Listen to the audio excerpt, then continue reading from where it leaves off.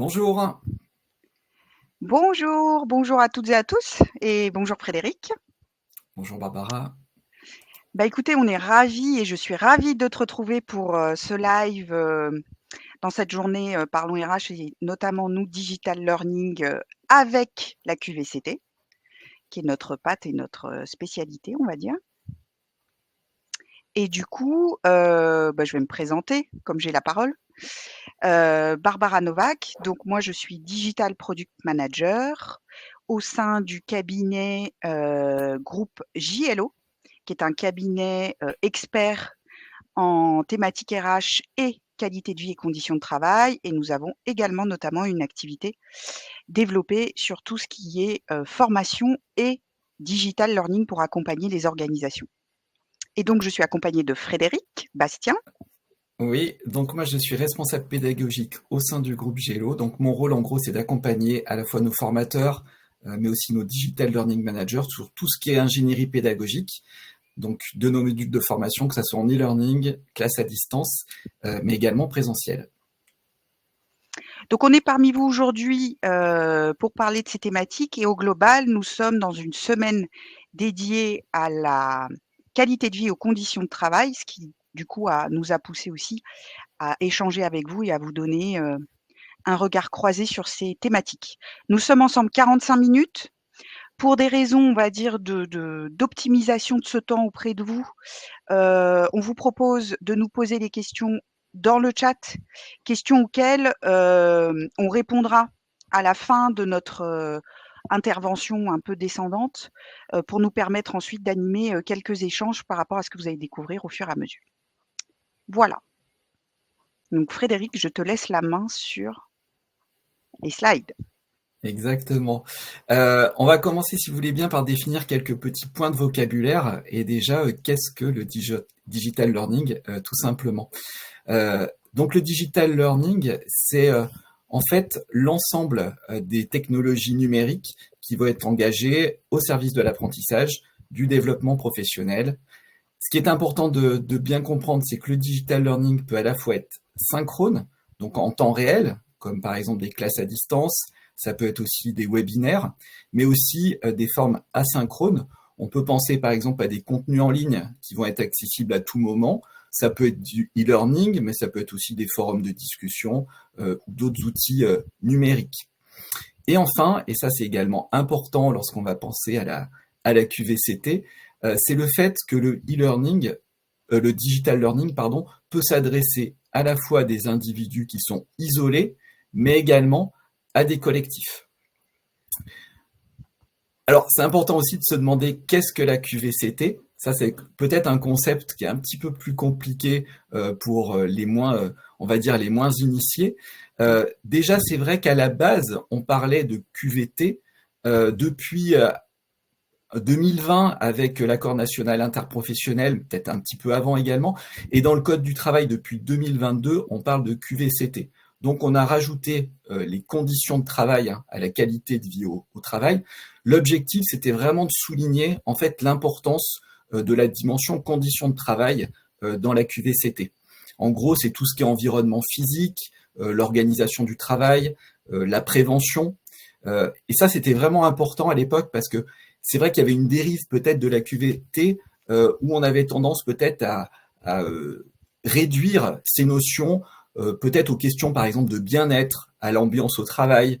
On peut penser aussi à tout ce qui est corbeille de fruits ou partie de baby-foot. Alors ça, c'est, on va dire, un peu la cerise sur le gâteau. C'est pas mal, mais la cerise sur le gâteau sans le gâteau, c'est évidemment un petit peu moins bien. Donc c'était important de vraiment se reconcentrer sur une approche plus globale. Donc au sein du groupe Gélo, nous, on défend une approche, en tout cas, on utilise une approche globale, systémique et pluridisciplinaire de la QVCT. On a formalisé ça autour de ce qu'on appelle les 4 M. Alors on a par exemple le mieux vivre ensemble. Le mieux vivre ensemble, c'est tout ce qui va faciliter les relations de travail. C'est par exemple la prévention des discriminations, la diversité, l'inclusion, ou encore tout simplement par exemple le climat social. On a également le mieux travailler. Le mieux travailler, c'est comment on va améliorer les conditions de travail par exemple la prévention des RPS, c'est également l'aménagement des postes, tout ce qui est ligne d'écoute, de soutien psychologique par exemple. On a également le mieux se réaliser. Alors le mieux se réaliser, c'est permettre de s'épanouir, de se réaliser dans le quotidien professionnel et la carrière.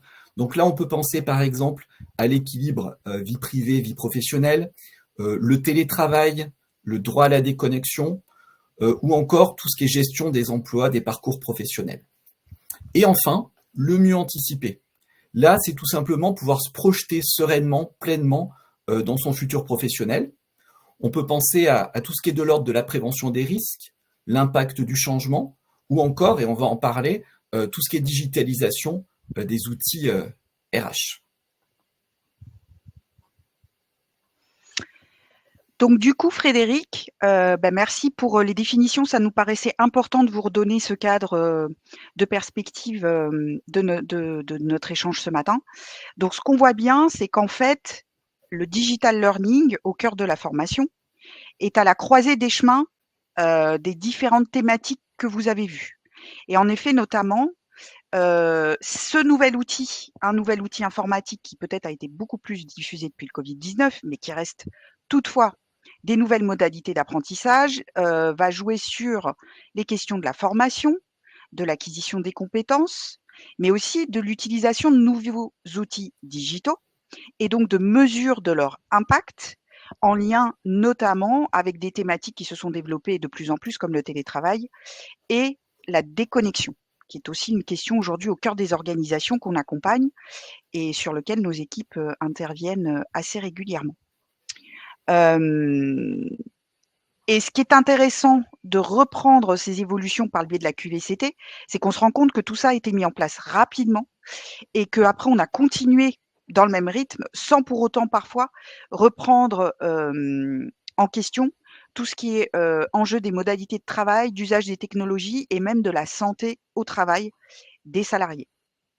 Et c'est ces enjeux-là qu'on souhaite aujourd'hui aborder avec vous.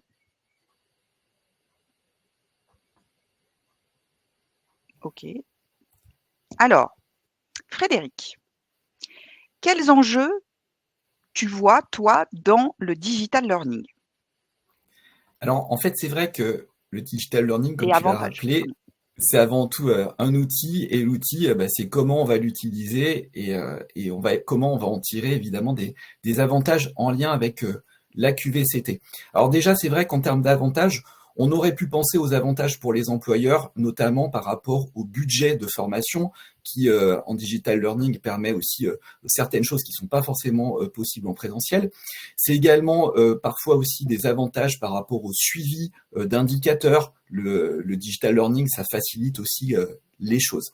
Mais ça, c'était plutôt les avantages pour les employeurs. Nous, on s'est plutôt concentré sur finalement les avantages pour les apprenants. En quoi finalement le digital learning, ça peut aussi constituer un élément en lien avec la qualité de vie et les conditions de travail. Alors, en premier lieu, lorsqu'on pense au digital, on peut penser déjà à la flexibilité qu'apporte cet outil. On le voit bien en formation asynchrone, par exemple sur du e-learning, les personnes elles vont pouvoir apprendre à leur rythme, avec leur propre emploi du temps. Donc ça facilite évidemment beaucoup les choses, notamment pour des managers qui ont parfois des emplois du temps qui sont difficiles à gérer. C'est compliqué aujourd'hui d'isoler des managers sur une ou plusieurs journées entières. De même, de façon synchrone, par exemple, quand on est en classe à distance, on peut séquencer la formation en plusieurs petites courtes séances. Et là aussi, évidemment, c'est bien mieux à la fois pour, on va dire, la dynamique de la formation et pour les agendas, tout simplement. On a aussi l'aspect flexible par rapport au lieu. C'est évident qu'à distance, on peut choisir son lieu de formation. On n'a pas non plus la contrainte des déplacements, donc aussi moins de stress, moins de fatigue. Et on peut aussi former ensemble des personnes qui sont éloignées géographiquement. Ça change beaucoup les choses. Nous, par exemple, dans nos formations aujourd'hui, on a par exemple beaucoup de personnes des dom-tom. Avant, c'était moins évident, évidemment, de les inclure dans des formations avec la métropole.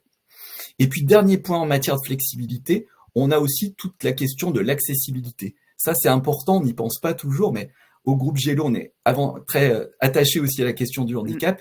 Et c'est vrai que la digitalisation permet aussi, par exemple, du sous-titrage ou des aides par rapport à la lecture à l'écran. Il y a aussi d'autres intérêts en matière d'engagement. En fait, l'idée, alors, c'est évidemment de bien conduire ces formations digitales. Mais bien conduit, ça peut favoriser un bon engagement, notamment parce que avec la flexibilité et la personnalisation dont je viens de parler, évidemment, ça aide.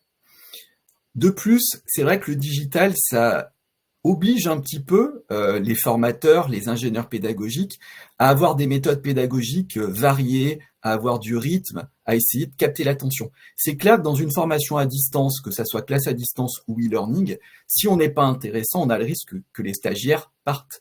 Ce risque, il est un peu moins vrai en présentiel. Si vous êtes en présentiel face à un formateur pas intéressant, vous allez souvent quand même rester. Donc vous voyez, ça c'est important parce que ça évite de tomber dans des formes des fois qui sont un petit peu plus descendantes qu'on peut encore avoir parfois en présentiel. Et je vous donne un dernier exemple. Nous, en classe à distance, on a aussi souvent constaté que les personnes sont beaucoup plus détendues. Les personnes sont chez elles ou dans leur bureau. Elles n'ont pas la pression du groupe.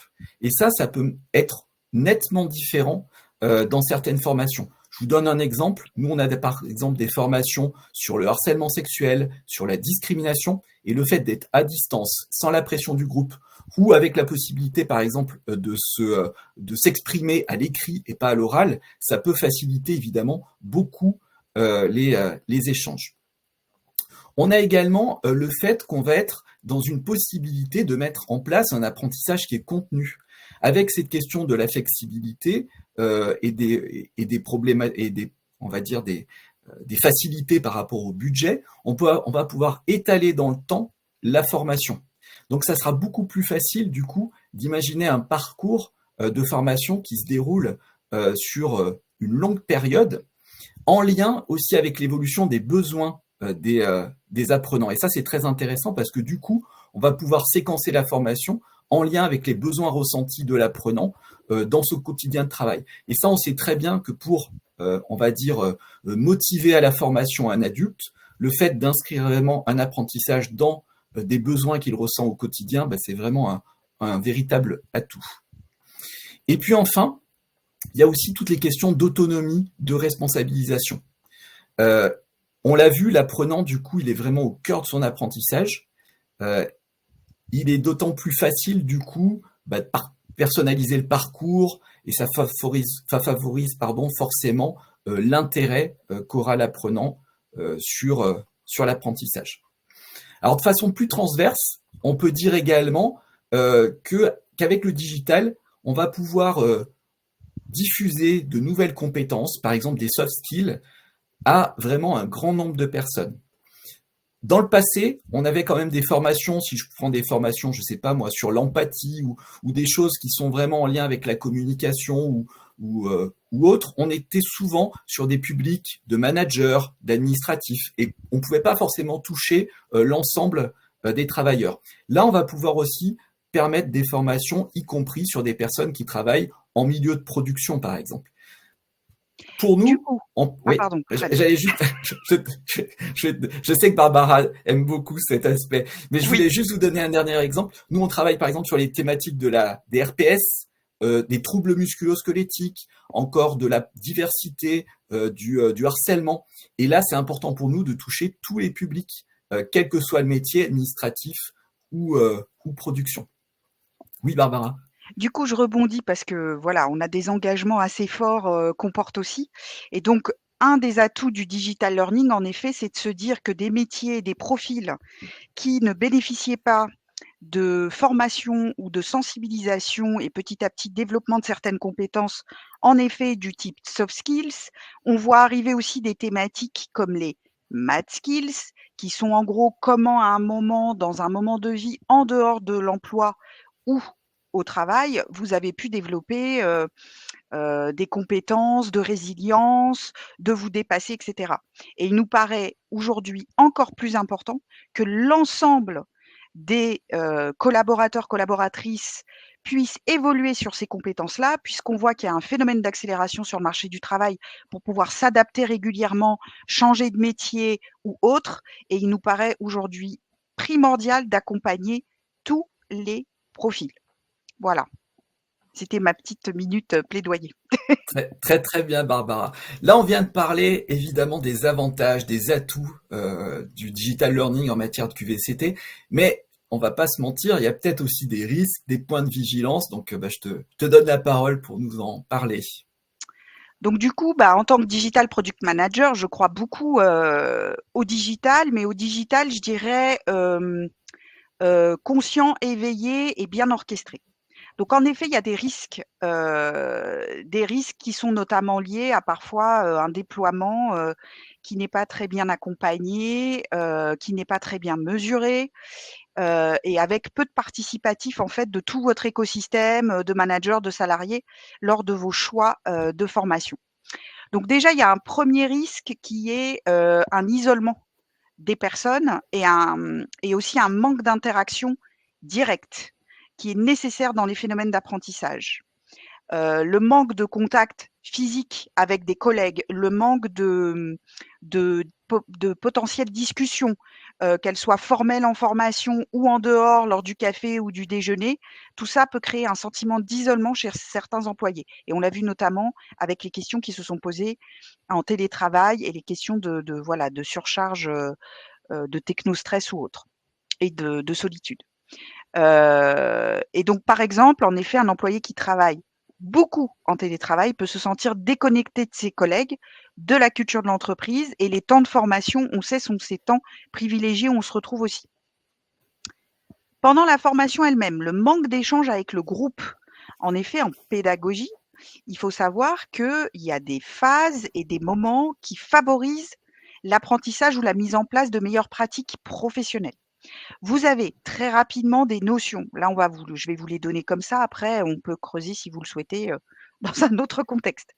Vous avez la phase de conflit socio-cognitif pendant l'apprentissage, qui en fait améliore l'apprentissage grâce aux interactions sociales, dont parlait Frédéric un peu tout à l'heure. Les divergences entre pairs, entre collègues, créent des conflits cognitifs qui en fait poussent à la réflexion, donc poussent à l'apprentissage et poussent aussi l'apprenant à écouter, à justifier ses idées, à intégrer d'autres points de vue pour enrichir son processus de pensée et aussi ça améliore sa compétence de communication et d'argumentation. Donc tout ça au service, je dirais, de connaissances qui sont mieux acquises, de compétences qu'on peut mieux, suite à la formation, manipuler et argumenter constructivement. Donc ça, c'est un premier point sur lequel il faut être vigilant quand vous choisissez d'intégrer du digital learning. Ensuite, vous avez autre chose. Là, c'est plutôt de l'ordre de la psychologie, psychanalyse. C'est ce qu'on appelle la dispute professionnelle de Christophe Dejour. Elle consiste en quoi? Elle consiste à faire évoluer les pratiques professionnelles grâce à des moments, on va dire, de conflit qui permettent de mettre à plat des pratiques, de ne pas être d'accord, et du coup, petit à petit, arriver à un consensus qui fera qu'on évolue en collectif et individuellement. Ça reconnaît aussi l'expertise de chacun. Donc pareil, ça doit être bien géré, bien orchestré pour éviter que ça devienne des conflits interpersonnels. Et là aussi, vous faites évoluer vos collaborateurs et dans n'importe quel métier. Ensuite, il y a une phase aussi quand on apprend qui est qu'on déconstruit certains savoirs et certaines connaissances et croyances. C'est un moment délicat qui peut mettre en stress, c'est une phase critique. Et pour ça, il faut que la personne soit plutôt dans une bonne réceptivité du changement, une flexibilité pareil cognitive pour bien apprendre et soit motivée à le faire. Donc là, pareil, vigilance sur quel contenu vous diffusez, comment vous les accompagnez, qui peut échanger sur ce sujet-là et notamment, ces moments-là arrivent en milieu ou en fin de formation quand on a des connaissances assez acquises et le formateur est là pour garantir un environnement sécurisé, pour faire des feedbacks constructifs. Donc pareil, il faut commencer à jouer entre le digital, le présentiel, de l'échange avec des humains et de l'échange avec la machine. Et en fait, enfin, tout ce qui est surcharge d'informations, technostress, surcharge cognitive. Excuse-moi Frédéric, je t'ai pas fait mes petits signaux. Non. Voilà, je suis allée un peu dans l'ensemble. Donc là aussi, sur les types de contenus que vous allez choisir, comment vous allez les diffuser, idem, vigilance et besoin vraiment de travailler avec aussi vos pratiques organisationnelles et le niveau de compétences et d'autonomie de vos équipes. Ensuite, pour terminer, on a une grosse patate qui s'appelle manque d'accompagnement, mauvais usage, comportement. Dedans, vous avez plusieurs choses. Manque d'accompagnement, et on le verra tout à l'heure, quand on déploie un nouvel outil, même s'il s'est imposé un peu naturellement pendant le Covid-19, à un moment, il y a des phases de déploiement d'une nouvelle manière de travailler et notamment en formation d'un nouvel outil digital.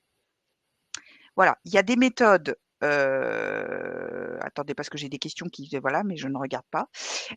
Donc, il y a des méthodes pour des déploiements d'outils digitaux qui vont petit à petit substituer les méthodes classiques. Donc, on a plusieurs phases. Il y a une méthode qui s'appelle la SAMR. On verra, si vous le souhaitez, un peu plus tard ce que c'est. Mais en tout cas, vous avez plusieurs étapes qui vous permettent petit à petit de substituer, de mesurer, d'ajuster, d'impliquer notamment vos managers aussi dans les déploiements de nouveaux programmes et nouveaux outils. Ça, c'est la première chose. Les mauvais usages, bon, bah là, on a vu qu'il y a des risques d'équilibre vie pro, vie perso, quelqu'un qui ne gère pas très bien la pression ou la charge de travail, qui est aussi de votre responsabilité. Et puis, on a vu aussi des comportements, des mauvais comportements, de l'incivilité numérique. Typiquement en formation, ça peut nous arriver d'avoir des personnes qui éteignent la caméra, qui coupent les micros. Et au global, voilà, il y a une partie management de ces nouveaux outils qui est importante à accompagner. Je crois que j'ai fait le tour, Frédéric, de Très, cette très, question. très bien. Euh, L'idée, c'est de se dire aussi qu'évidemment, il y a des bonnes pratiques pour essayer d'allier QVCT et digital learning. Donc, on a essayé, nous, d'en identifier quelques-unes bonnes pratiques. On va vous les partager, puis on pourra échanger tout à l'heure. On voit déjà qu'il y a des questions dans le chat, on y reviendra dans quelques minutes. Déjà, il nous paraît évident qu'il faut donner de l'autonomie. C'est justement un des avantages du digital learning, c'est qu'on peut donner de l'autonomie. Chacun va avoir la possibilité de gérer son propre avancement dans l'acquisition de ses compétences, et aussi même les apprenants vont avoir le contrôle. Ils peuvent avoir le contrôle du rythme, éventuellement avoir le contrôle aussi des contenus, et ça donne évidemment de la motivation. De plus, avec le digital learning, on peut facilement permettre à l'apprenant de visualiser sa progression. Par exemple, on peut imaginer des parcours qui vont être symbolisés par une quête à accomplir. Ça peut être aussi un système de points. Ou, vous voyez, on est un peu aussi dans des approches parfois de gamification, mais ça, évidemment, ça va amener aussi de l'intérêt à avancer dans son apprentissage. Donc, on donne à la fois le sentiment de l'autonomie et aussi le sentiment de monter en compétence puisqu'on visualise ses propres progressions. Ce qui va être important, et Barbara l'a évoqué, c'est de favoriser aussi les connexions sociales. C'est pas parce qu'on est à distance qu'on va pas avoir de l'interaction. Il faut avoir de l'interaction entre collègues ou avec aussi ou avec un formateur, bien évidemment. Alors ça peut être fait avec l'usage de plateformes LMS qui incluent parfois des forums de discussion. Vous avez aussi d'autres types d'outils de collaboration en ligne. L'idée, c'est de vraiment permettre à l'apprenant de se sentir inclus dans une communauté. Ça soutient évidemment par rapport à son apprentissage. Ça peut être aussi du mentorat, par exemple, ou encore des groupes de discussion. Je vous donne un petit exemple. Nous, on est souvent amenés à former des personnes qui sont éloignées géographiquement et faire des courts ateliers d'échange de pratiques entre pairs. Ça permet vraiment, évidemment, de progresser en matière d'apprentissage et de développement de ses compétences. Très concrètement, je vous donne l'exemple des formations des référents handicap ou des référents harcèlement sexuel. C'est des personnes qui sont très isolées potentiellement dans leur mission de référent, dans leur établissement ou dans leur entreprise. Avec le digital, on peut facilement faire des formations intra-entreprises qui regroupent de nombreux établissements parfois très éloignés, mais aussi des formations inter-entreprises, parce que parfois on n'a qu'un référent dans une entreprise, donc c'est compliqué pour lui, évidemment, d'interagir entre pairs s'il n'a pas cette possibilité de se former en inter-entreprise. Enfin, par rapport aux connexions sociales, je peux vous dire que tout à l'heure, Barbara parlait de la crise du Covid. C'est vrai que nous, l'apprentissage des classes à distance a été assez rapide. Ça a vraiment dynamisé les classes à distance de façon folle, hein, le Covid. Il y a beaucoup d'apprenants et beaucoup d'entreprises qui n'avaient jamais testé les classes à distance et qui l'ont fait un petit peu dans la précipitation.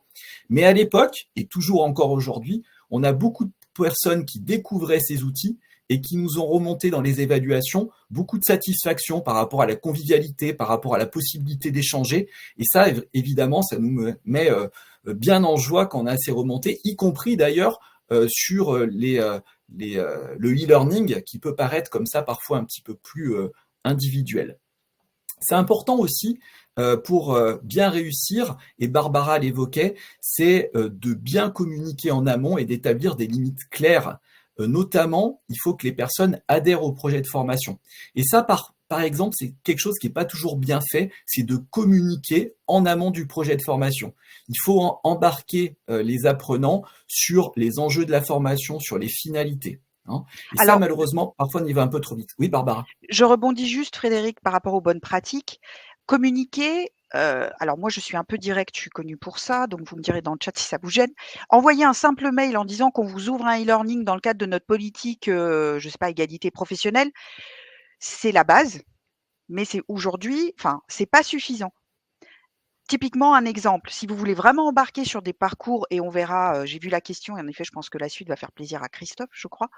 Mais embarquer, c'est aussi prendre un temps, pourquoi pas un mini webinaire, 15 minutes où les gens peuvent se connecter, comprendre dans quel parcours ils s'inscrivent. Pourquoi, si c'est des gens sur le terrain, sur de la production, que les managers puissent, à un moment d'équipe, diffuser une vidéo qui explique, rebondir. Voilà, c'est tout ça. Oui.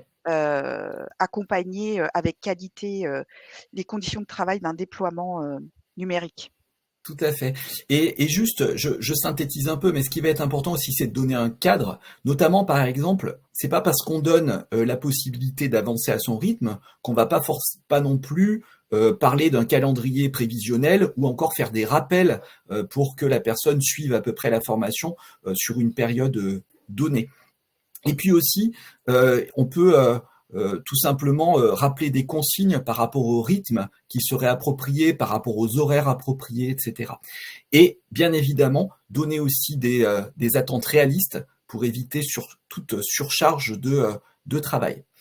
Et enfin, le digital learning, ça permet aussi de favoriser la reconnaissance, le feedback positif, ça c'est important. Ça permet des feedbacks qui sont personnalisés. On peut aussi facilement permettre aux apprenants d'identifier leurs progrès, mais aussi leurs points d'amélioration. Ça peut se faire via le formateur qui joue un peu le rôle du coup de tuteur, d'animateur, mais ça peut être aussi à travers l'échange qu'il aura avec les pairs ou encore des évaluations peut-être plus digitales de type quiz. Donc ça permet aussi, et ça c'est important, le digital, de pouvoir s'exercer, s'entraîner. Et ça c'est très intéressant également, parce qu'avec le digital, on a le droit de se tromper, on a le droit d'essayer, on a le droit d'expérimenter, sans avoir non plus en craindre peut-être le regard des autres. Et ça c'est intéressant parce qu'on arrive à expérimenter et mesurer ses progrès sans la pression des autres, et ça c'est également intéressant. Barbara, je te donne la parole, alors en étant un petit peu synthétique pour qu'on ait un peu le temps des questions-réponses. Oui, le blended learning. Donc, il me semble qu'il y a une question là-dessus par rapport au point de vigilance. Pourquoi pas plutôt préférable que certaines formations soient en modèle hybride? Et je crois que c'est Christophe. Donc, tout à fait. Nous, par rapport en plus aux sujets qu'on traite, notamment qui vont être de l'égalité professionnelle, de la prévention des risques psychosociaux, tout ce qui est en tout cas lié à la question de la santé au travail, de la non-discrimination, de l'inclusion et de la question du handicap, etc., etc. En effet, on a expérimenté pas mal de formules et je vous confirme que les formats mixtes sont ceux à privilégier. Alors, vous devrez sans doute trouver un équilibre entre les coûts, notamment si vous avez beaucoup de volume de personnes à former, et les modalités de déploiement. Pour autant, comme disait Frédéric, et je synthétise, seul on découvre, on s'entraîne, on se sensibilise. Avec les autres, on échange, on a une zone de sécurité aussi avec des formateurs ou des experts internes, externes qui sécurise des zones comme ça d'inconfort quand on découvre des nouvelles notions et que ça nous bouleverse, entre guillemets, enfin qu'il faut reconstruire derrière. Et puis un suivi dans le temps. Le digital permet en effet de ne pas faire des one-shot, des je me forme une fois et en gros, j'ai peu d'approfondissement. On sait que les enjeux aujourd'hui, même dans les compétences, sont un peu comme dans la vente, des cross skills et des up skills. Ça veut dire que l'enjeu demain, vous notamment en tant qu'RH ou manager, et même en tant que collaborateur, c'est de savoir quelles sont les compétences demain à approfondir, à moduler, à ajouter pour continuer à développer votre employabilité ou l'employabilité de vos équipes par rapport aux objectifs stratégiques de l'entreprise et opérationnels. Bref, les mixtes sont ce que nous proposons en termes d'approche avec la QVCT. Je crois que j'ai tout dit, Frédéric, C'est là-dessus. parfait. On avait juste aussi une petite question pour aussi se projeter peut-être dans l'avenir, et notamment par rapport à l'IA générative. Qu'est-ce que, pour toi, Barbara, ça Les IA t'évoque en termes... génératives dans tout ça. Alors bon, on n'est pas si vous le comprenez, on n'est pas que des geeks.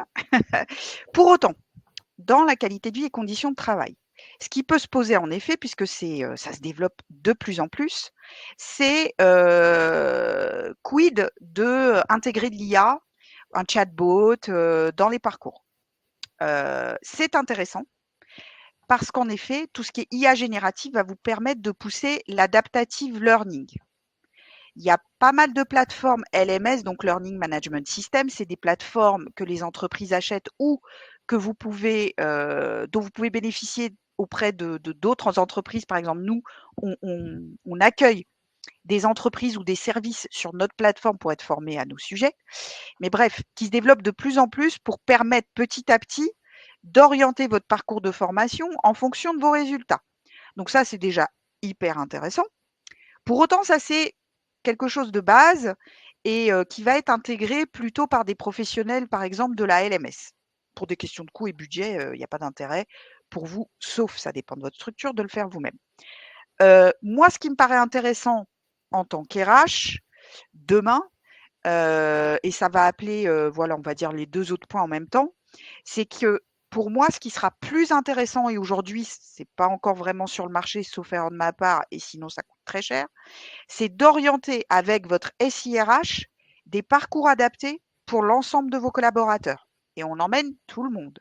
Ça veut dire qu'il faut être capable de remonter des données de leur parcours actuel, de leurs compétences, des compétences attendues, mais aussi peut-être des profils et des données issues de leur CV qui font que petit à petit, vous allez avoir des parcours qui vont être proposés et qui seront vraiment en lien avec le talent et vers où vous voulez emmener le salarié.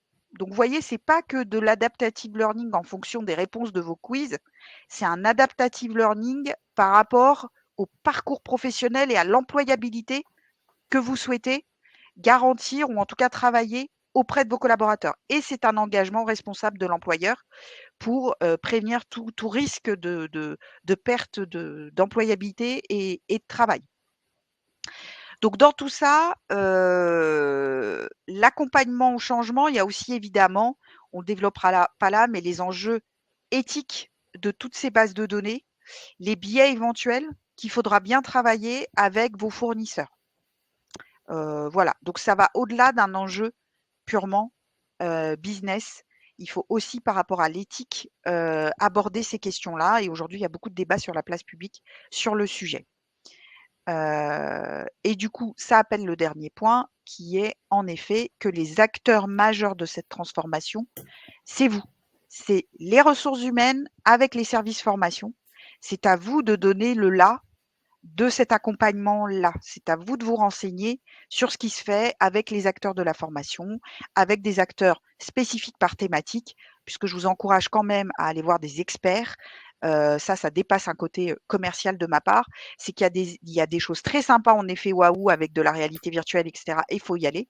Pour autant, il y a un moment où ce sont des experts qui vous donneront des contenus vraiment poussés et adaptés. Voilà. Donc l'IA générative, en parallèle, sert aussi à ceux qui produisent du contenu, par contre, comme moi dans l'équipe, nos digital learning managers ou autres, pour aller plus vite sur de la production vidéo, sur des images, sur voilà. Donc il y a aussi un jeu qui se fait là-dessus, mais qui n'est pas notre objet purement technologique aujourd'hui. Voilà, je pense que j'ai également répondu. Alors, on est donc, parfaitement dans les temps, on va dire. Il nous reste une petite dizaine de minutes. Alors, on avait une première question de Christophe, justement, auquel tu as déjà répondu, hein, qui avait un peu devancé sur l'intérêt du blended learning. Alors, on regarde si on a de nouvelles d'autres questions. questions. On va parcourir un petit peu le chat pendant 1 ou 2 minutes. En attendant, peut-être. Oui, il y avait une remarque d'Anne-Claire notamment qui Oui. demandait si vis-à-vis de la QVCT, il y avait des thématiques qui se prêtaient plus ou moins au digital. Ça, c'est vrai qu'on a plein nous d'exemples en tête. Typiquement, il y a évidemment peut-être des thématiques qui se prêtent davantage encore une fois, des formes hybrides, parce qu'on aura besoin effectivement parfois d'être sur le terrain. Je donne un exemple très concret. On a par exemple des formations sur tout ce qui est TMS et notamment posture au travail. Et sur les postures au travail, évidemment, il sera plus simple avec les stagiaires de travailler vraiment sur leur position en direct et évidemment sur leur position de travail. Donc ça, c'est qu'un exemple, mais évidemment, sur les TMS, on aura aussi un intérêt, par exemple, à passer sur du digital, puisque ça permettra à moindre coût de diffuser énormément de bonnes pratiques sur, par exemple, l'importance du mouvement, etc. Et ça pour l'ensemble d'une population, d'une entreprise. Alors, on regarde vos... Je suis en train Alors, de il y vous a écrire une Karine, petite hein. question. Voilà, Oui. Karine qui nous demande combien de personnes idéalement sur un format hybride. Je sais pas si Barbara, tu veux. Alors, sur un format hybride, ce qui est intéressant en effet, et je reviens à l'initial, c'est se poser au départ par rapport à vos objectifs de formation.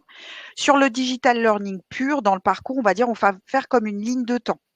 Une ligne de temps sur laquelle on va positionner une ouverture du programme sur lequel je vous encourage vraiment à communiquer aussi humainement au-delà de mail, et aussi d'inclure vos managers de A à Z parce que c'est important, c'est comme ça que vous allez réussir à bien jouer avec le digital learning aussi.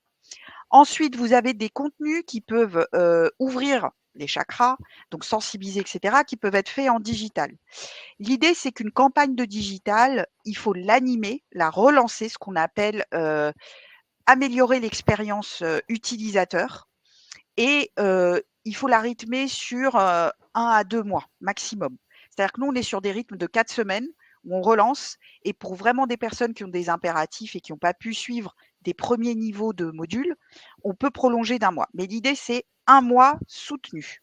Parce que même si c'est flexible et adaptable, il faut que vous vous inscriviez dans une évolution de compétences, vos apprenants dans une dynamique. D'accord? Ça se dilue pas. Et après, vous pouvez, si vous avez une LMS, les laisser à disposition bien évidemment et vous verrez qu'il y a des contenus qui se prêtent à revenir et revoir et d'autres, une fois qu'on les a vus une fois, on les refait plus. Typiquement un serious game, c'est très bien pour ouvrir les chakras, ça projette la personne déjà dans du faire. Pour l'adulte, ça le voilà, nous on a des choses où on mène des enquêtes, on va voir des choses et ça, c'est super. Ensuite, vous programmez tout de suite dans le calendrier des ateliers et des formations en groupe, donc présentiel ou distanciel. Il faut savoir que dans le présentiel, quand on peut, il se passe quand même des choses et notamment pour le management, ça peut être important sur, vous voyez, on parlait tout à l'heure, de la dispute professionnelle ou autre, où, c'est bien aussi de se poser et même de bouger physiquement. Par exemple, moi, je suis quelqu'un qui croit beaucoup aussi au mouvement physique pour apprendre. Ensuite, on les refait travailler pendant et après. Et là, vous avez des modules parfois d'entraînement, nous on travaille là-dessus, des modules très pratico-pratiques. Par exemple, comment détecter un signal faible dans mon équipe, dans la prévention des risques psychosociaux.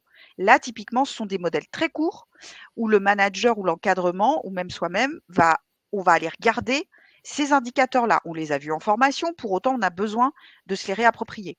Pareil, mener un entretien avec quelqu'un qui est en difficulté, ça, c'est quelque chose qu'on peut revoir au fur et à mesure de sa vie quand on se pose une question dessus. Ensuite, pour moi, ce qui est important, c'est d'inscrire dans le temps les réussites aussi, les célébrer et les mesures et les next steps.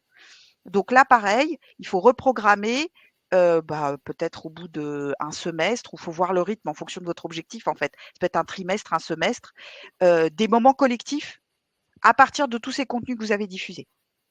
Et chaque année, on approfondit, évidemment, on repilote par rapport à vos objectifs aussi, organisationnels, et stratégiques.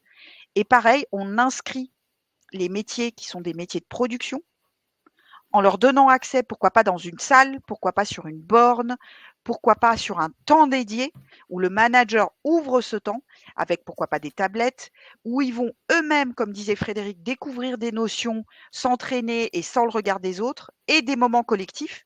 Alors si vous ne pouvez pas mettre tous les sites de prod en formation, accompagnez vos managers pour qu'ils soient capables, ou la RH qui descend dans les formations, pour travailler certaines compétences et notamment les soft skills, comme on disait, qui sont aujourd'hui essentielles pour tout le monde. On voit, nous, typiquement, quand on fait des diagnostics de situations tendues dans des sites, etc., que par exemple, les équipes de production n'ont pas forcément eu ces temps-là pour travailler, se questionner sur mieux collaborer, etc., etc. Et ça, c'est essentiel. Et en plus, Ouais. vous avez pour moi cette responsabilité d'employeur Oui. d'amener vos salariés à être formés régulièrement. Juste pour compléter peut-être et répondre à la question de Karine sur le nombre de personnes idéalement dans un Ah oui, format nombre de personnes. hybride. Alors, si on raisonne vraiment sur des formations digitales pures, en digital pur, évidemment, il n'y a pas cette contrainte du nombre de personnes. Dès qu'on va tomber dans l'hybride, il y a effectivement l'idée qu'on va être aussi dans des formes d'interaction. Alors, ça peut être des formes d'interaction basiques comme des forums de discussion ou des outils collaboratifs. Et là, typiquement, on commence peut-être à avoir des jauges où les outils seront un petit peu moins adaptés. Et puis, si on est sur des formes hybrides avec, par exemple, des classes à distance ou du présentiel, ben là, il faut aussi se poser la question, évidemment, du nombre de personnes. Je vous donne un exemple. En classe à distance, en général, on va dire 8 personnes, c'est l'idéal, 8-10 personnes. Allez, c'est l'idéal. En formation présentielle, on va peut-être monter à 10-12, voire maximum 13-14. Donc, moi, j'aurais tendance à dire, lorsqu'on est sur des formes de classe à distance, un petit peu moins de personnes qu'en présentiel. Après, on croit aussi beaucoup, par exemple, nous, à tout ce qui est de l'intelligence collective. Et l'intelligence collective, ça peut être fait en petits groupes, mais ça peut être fait aussi sur des communautés plus importantes. Ça, c'est, on va dire que à partir de là, c'est d'utiliser le bon outil avec le bon nombre de personnes en question. Donc on peut imaginer de l'intelligence collective avec des grands groupes, ça se fait, mais ça se fera pas avec les mêmes outils et ça se fera pas, par exemple, avec un outil de classe à distance. Après, on peut imaginer des sous-groupes, etc., etc. Donc la question du nombre idéal de personnes, c'est aussi en fonction de ce qu'on utilise évidemment comme outil.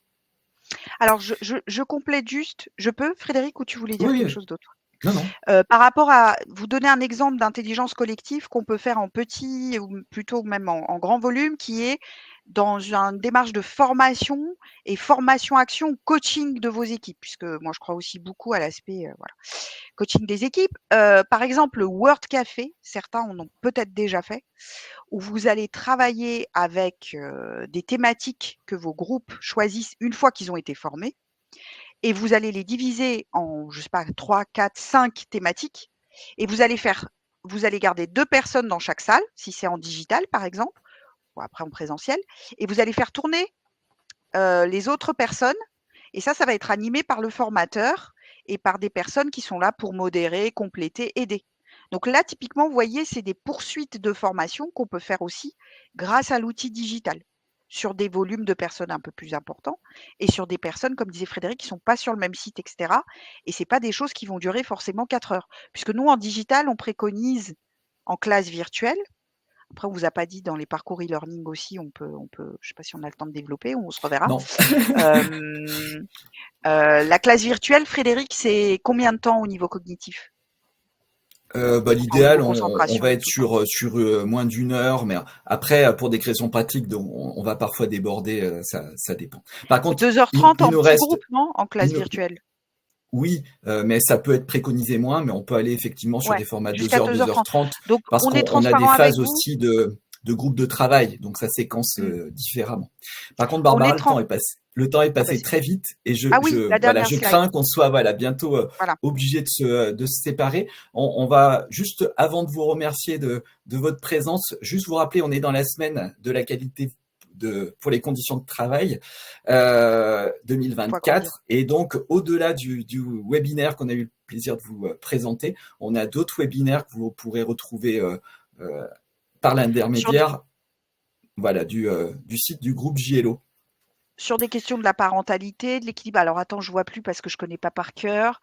Oui, alors on a Du tout ce qui est coup, je dois l'avoir. parentalité, tout ce qui est collaborateur fragilisé, et puis Oui, aussi tout ce qui est management en lien avec les avec la questions QVCT. Voilà, de QVCT. voilà. Comment Voilà, il est 10 soutenir heures. les fragilisés. Il est 10h45, je crains qu'on doit se quitter. Merci à tous Ben, pour merci votre à tous et au présence. plaisir de vous revoir sur LinkedIn, ailleurs. Enfin bref, voilà. N'hésitez pas, on est là pour vous et en effet, c'est des engagements et une passion plus de la méthode. Merci, au revoir. Merci, au revoir.